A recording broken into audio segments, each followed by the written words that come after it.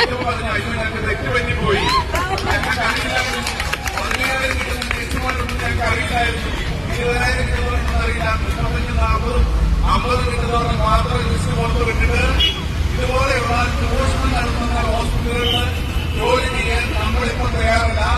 മാന്യമായിട്ടുള്ള വേതനം വാങ്ങിയിട്ടേ ഉള്ളിൽ കയറുള്ളൂ. അതുകൊണ്ട് അന്തസ്സായിട്ടുള്ള ശമ്പളം തരട്ടെ, മാന്യമായിട്ടുള്ള വേതനം തരട്ടെ.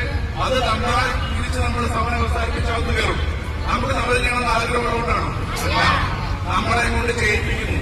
പിന്നൊരു കാര്യം നിങ്ങൾ മനസ്സിലാക്കിക്കോ, നേഴ്സുമാർക്ക് 10,000 രൂപയെങ്കിലും തരുന്നുണ്ടെങ്കിൽ ഇവിടെ MBA കഴിഞ്ഞവരും അതുപോലെ നല്ല മാസ്റ്റർ ഡിഗ്രി ഉള്ളവർക്ക് പോലും 5,000 കൊടുത്ത് ചൂഷണം ചെയ്യുന്നുണ്ട്.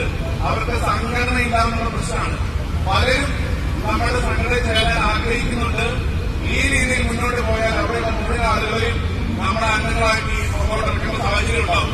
അതുകൊണ്ട് അതിന് മനുഷ്യർക്ക് ഒരിക്കരുത്. ഞങ്ങളിപ്പോൾ ന്യായമായിട്ടുള്ള ഒരു ആവശ്യങ്ങൾ ചോദിച്ചിട്ടുള്ളൂ. അത് കിട്ടിയാൽ എല്ലാ ജീവനക്കാർക്കും മാന്യമായിട്ടുള്ള ശമ്പളം കിട്ടും.